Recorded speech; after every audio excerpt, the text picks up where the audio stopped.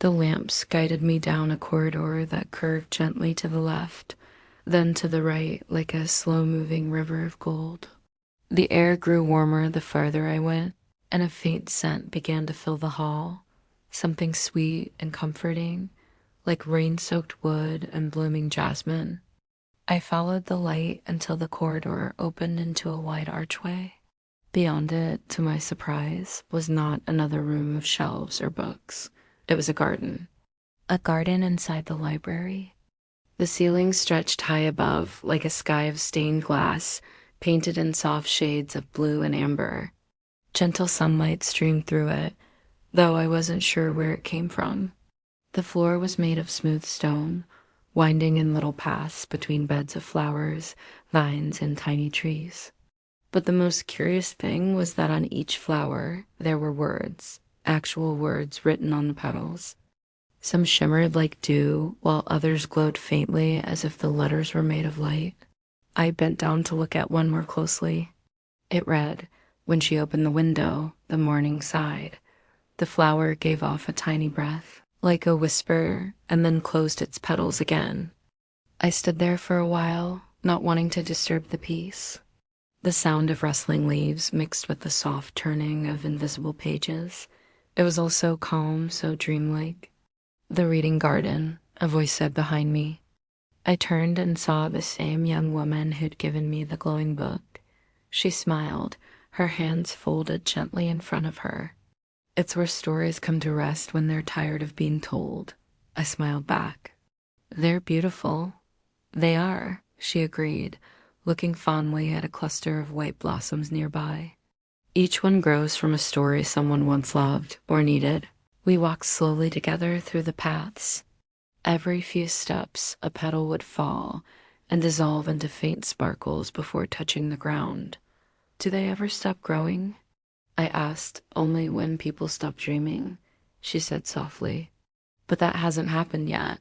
We came to a small pond at the center of the garden. Its surface was perfectly still, like a mirror. When I looked into it, I saw not my reflection, but the library itself, endless halls, glowing lamps, and gentle shadows moving among the shelves. "The library shows what you need to see," she said, as if she could tell what I was thinking. "Sometimes it's a story. Sometimes it's a dream. Sometimes it's simply peace." I felt a soft tug at my chest, that familiar sense you get when you know it's time to go, even if you don't want to. "Will I remember this?" I asked quietly. Her smile deepened, kind but knowing. "Perhaps. Perhaps not. But the feeling will stay. That's all the library ever wants." She handed me something small, the white feather I'd found earlier. Only now it glowed faintly gold.